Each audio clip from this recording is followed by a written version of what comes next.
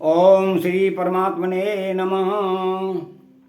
8वें अध्याय में ब्रह्मा जी की उत्पत्ति के बारे में मैत्रेय जी ने कहा, विदुर जी, आप भगवत भक्तों में प्रधान लोकपाल यमराज ही हैं। आपके पूर्व वंश में जन्म लेने के कारण वह वंश साधु पुरुषों के लिए भी सभ्य हो गया है। धन्य है। आप निरंतर पद पद पर श्री हरि की कीर्तिमय माला को नित्य नूतन बना रहे हैं। और मैं क्षुद्र विषय सुख की कामना से महान दुख को मोल लेने वाले पुरुषों की दुख निवृत्ति के लिए श्रीमद् भागवत पुराण प्रारंभ करता हूँ, जिसे स्वयं श्री संकर्षण भगवान ने सनकादि ऋषियों को सुनाया था। अखंड ज्ञान संपन्न आदिदेव भगवान संकर्षण पाताल लोक में विराजमान थे। सनत कुमार आदि ऋषियों ने उनसे परम पुरुषोत्तम ब्रह्म का तत्व जानने के लिए उनसे प्रश्न किया।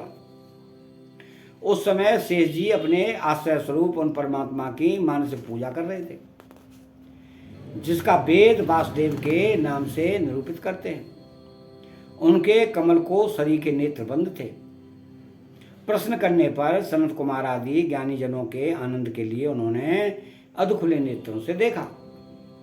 सनत कुमार आदि ऋषियों ने मंदाकिनी के जल में भीगे अपने जटा समूह से उनके चरणों की चौकी के रूप में स्थित कमल का स्पर्श किया, जिसकी नागराज कन्याएं अभिलक्षित वर की प्राप्ति के लिए प्रेम पूर्वक अनेकों उपहार सामग्रियों से पूजा करती हैं।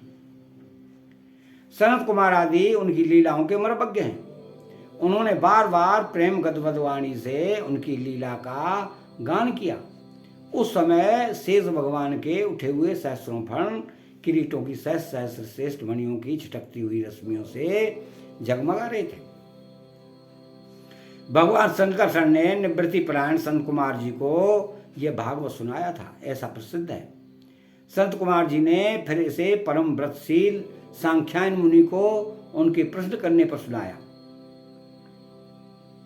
परमहंसों में प्रधान श्री सांख्यायन जी को जब भगवान श्री की विभूतियों का वर्णन करने की इच्छा हुई, तब उन्होंने इसे अपने अनुगत शिष्य हमारे गुरु श्री पाराशर जी को और बृहस्पति जी को सुनाया। इसके पश्चात परम दयालु पाराशर जी ने पुलस्त मुनि के कहने से ये आदि पुराण मुझसे कहा, वत्स श्रद्धालु और सदा अनुगत देखकर अब वही पुराण मैं तुम्हें सुनाता हूं। सृष्टि के पूर्व में यह संपूर्ण विश्व जल में डूबा हुआ था। उस समय एकमात्र श्री नारायण देव सैया पर पौड़े हुए थे। वे अपनी ज्ञान शक्ति को अक्षुण्ण रखते हुए ही योग निद्रा का आश्रय ले अपने नेत्र मूंदे हुए थे। सृष्टि कर्म से अवकाश लेकर आत्म आनंद में मग्न थे। उनमें किसी भी क्रिया का उन्मेष नहीं था। जिस प्रकार अग्नि अपनी दायिका आदि शक्तियों को छिपाए हुए काष्ठ में व्याप्त रहता है, उसी प्रकार श्री भगवान ने संपूर्ण प्राणियों के सूक्ष्म शरीर को अपने शरीर में लीन करके अपने आधारभूत उस जल में शयन किया। उन्हें सृष्टि काल आने पर पुनः जगाने के लिए केवल काल शक्ति को जागृत रखा। इस प्रकार अपनी स्वरूप भूता चिक्षक्ति के साथ एक सहस्र चतुर्युग पर्यंत जल में शयन करने के अनंतर जब उन्हीं के द्वारा नियुक्त उनकी काल शक्ति ने उन्हें जीवों के कर्मों की प्रवृत्ति के लिए प्रेरित किया, तब उन्होंने अपने शरीर में लीन हुए अनंत लोक देखे। जिस समय भगवान की दृष्टि अपने में निहित लिंग शरीर आदि सूक्ष्म तत्व पर पड़ी, तब वह कालाश्रित रजोगुण से क्षुभित होकर सृष्टि रचना के निमित्त उनके नाभि देश से बाहर निकला। कर्म शक्ति को जागृत करने वाले काल के द्वारा विष्णु भगवान की नाभि से प्रकट हुआ वह सूक्ष्म तत्व कमल कोश के रूप में सहसा ऊपर उठा और उसने सूर्य के समान अपने तेज से उस अपार जलराशि को दैदीप्यमान कर दिया। संपूर्ण गुणों को प्रकाशित करने वाले उस सर्वलोकमय कमल में वे विष्णु भगवान ही अंतर्यामी रूप से प्रविष्ट हो गए। तब उसमें से बिना पढ़ाए ही स्वयं संपूर्ण वेदों को जानने वाले साक्षात वेद मूर्ति श्री ब्रह्मा जी प्रकट हुए, जिन्हें लोग स्वयंभू कहते हैं। उस कमल की कर्णिका गद्दी में बैठे हुए ब्रह्मा जी को जब कोई लोक दिखाई नहीं दिया तो वे आंखें फाड़कर आकाश में चारों ओर गर्दन घुमाकर देखने लगे। इससे उनके चारों दिशाओं में चार मुख हो गए। उस समय प्रलयकालीन पवन के थपेड़ों से उछलती हुई जल की तरंग मालाओं के कारण उस जलराशि से ऊपर उठे हुए कमल पर विराजमान आदिदेव ब्रह्मा जी को अपना तथा उस लोक तत्व रूप कमल का कुछ भी रहस्य न जान पड़ा। वे सोचने लगे कि इस कमल की कर्णिका पर बैठा हुआ मैं कौन हूं? यह कमल भी बिना किसी अन्य आधार के जल में कहां से उत्पन्न हो गया?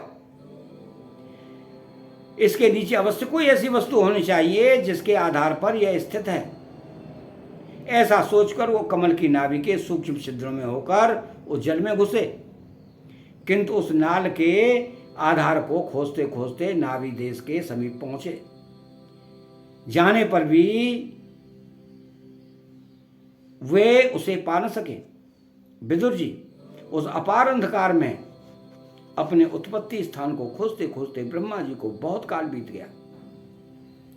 यह काल ही भगवान का चक्र है जो प्राणियों को भयभीत करता हुआ उनकी आयु को क्षीण करता रहता है। अंत में विफल मनोरथ होके वहां से लौट आई और पुनः अपने आधारभूत कमल पर बैठकर धीरे धीरे प्राणवायु को जीतकर चित्त को नया संकल्प किया और समाधि में स्थित हो गए। इस प्रकार पुरुष की पूर्ण आयु के बराबर काल तक अर्थात दिव्य 100 वर्ष तक अच्छी तरह योग अभ्यास करने पर ब्रह्मा जी को ज्ञान प्राप्त हुआ। तब उन्होंने अपने उस अधिष्ठान को जिसे वे पहले खोजने पर भी नहीं देख पाए थे अपने ही अंतःकरण में प्रकाशित होते देखा। उन्होंने देखा कि उस प्रलयकालीन जल में शेष जी के कमलनाल सदृश गौर और विशाल विग्रह की सैया पर पुरुषोत्तम भगवान अकेले ही लेटे हुए हैं। शेष जी के 10,000 फण छत्र के समान फैले हुए हैं। उनके मस्तकों पर किरीट शोभायमान है। उनमें जो मणियां जड़ी हैं उनकी कांति से चारों ओर का अंधकार दूर हो गया है। वे अपने श्याम शरीर की आभा से मरकत मणि के पर्वत की शोभा को लज्जित कर रहे हैं। उनकी कमर का पीठ पर पर्वत के प्रांत देश में छाए हुए सायंकाल के पीले पीले चमकीले मेघों की आभा को मलिन कर रहा है। सिर पर सुशोभित सुवर्ण मुकुट सुवर्णमय शिखरों का मानमर्दन कर रहा है। उनकी वनमाला पर्वत के रत्न जल प्रपात औषधि और पुष्पों की शोभा को परास्त कर रही है तथा उनके भुजदंड वेणुदंड का और चरण वृक्षों का तिरस्कार करते हैं। उनका वह श्री विग्रह और परिमाण से लंबाई चौड़ाई में त्रिलोकी का संग्रह किए हुए हैं। वह अपनी शोभा से विचित्र एवं दिव्य वस्त्राभूषणों की शोभा को सुशोभित करने वाला होने पर भी पीताम्बर आदि अपनी वेशभूषा के सुसज्जित हैं। अपनी अपनी अभिलाषा की पूर्ति के लिए भिन्न भिन्न मार्गों में पूजा करने वाले भक्तजनों को कृपापूर्वक अपने भक्त वांछाकल्प तरु चरण कमलों का दर्शन दे रहे हैं, जिनके सुंदर अंगुली दल नख चंद्र की चंद्रिका से अलग अलग स्पर्श चमकते रहते हैं। सुंदर नास का अनुग्रह वर्षी भौहें कानों में झलमलाते हुए कुंडलों की शोभा बिंबा फल के समान लाल लाल अधरों की कांति एवं लोकार्तिहारी मुस्कान से युक्त मुखारबिंद के द्वारा वे अपने उपासकों का सम्मान अभिनंदन कर रहे हैं। वत्स उनके नितंब देश में कदम्ब कुसुम की केसर के समान पीत वस्त्र और सुवर्णमयी मेखला सुशोभित है तथा वक्षस्थल में अमूल्य हार और सुनहरी रेखा वाले श्री वत्स चिन्ह की अपूर्व शोभा हो रही है। वे अव्यक्त मूलन चंदन वृक्ष के समान हैं। महामूल्य कैयूर और उत्तम उत्तम मणियों से शोभित उनके विशाल भुजदंड ही मानो उसकी सहस्रों शाखाएं हैं और चंदन के वृक्षों में जैसे बड़े बड़े सांप लिपटे रहते हैं उसी प्रकार उनके कंधों को शेष जी के फणों के ने लपेट रखा है। वे नागराज अनंत के बंधु श्री नारायण ऐसे जान पड़ते हैं मानो कोई जल से घिरे हुए पर्वतराज ही हों। पर्वत पर जैसे अनेकों जीव रहते हैं उसी प्रकार वे संपूर्ण चराचर के आश्रय हैं। शेष जी के फणों पर जो सहस्रों मुकुट हैं वे ही मानो उस पर्वत के सुवर्ण मंडित शिखर हैं तथा वक्षस्थल में विराजमान कौस्तुभमणि उनके गर्भ से प्रकट हुआ रत्न है। प्रभु के गले में वेद रूपी भौं से गुंजायमान अपनी कीर्तिमयी वनमाला विराज थी। सूर्य, चंद्र, वायु और अग्नि आदि देवताओं की भी आप तक पहुंच नहीं है तथा त्रिभुवन में बेरोक टोक विचरण करने वाले सुदर्शन चक्र आदि आयुध भी प्रभु के आसपास ही घूमते रहते हैं। उनके लिए भी आप अत्यंत दुर्लभ हैं। तब विश्व रचना की इच्छा वाले लोक विधाता ब्रह्मा जी ने भगवान के नाभि सरोवर से प्रकट हुए वह कमल, जल, आकाश, वायु और अपना शरीर, केवल ये 5 ही पदार्थ देखे। इनके सिवा और कुछ उन्हें दिखाई नहीं दिया। रजोगुण से व्याप्त ब्रह्मा जी प्रजा की रचना करना चाहते थे, तब उन्होंने सृष्टि के कारण रूप केवल ये 5 ही पदार्थ देखे। तब लोक रचना के लिए उत्सुक होने के कारण वे अचिंत्य गति श्री हरि में चित्त लगाकर उन परम पूजनीय प्रभु की स्तुति करने लगे। अतः 8वां अध्याय यहाँ समाप्त होता है। चैनल को सब्सक्राइब करें, बेल आइकन घंटी को दबाएं और कमेंट में श्री राधे कृष्णा लिखें।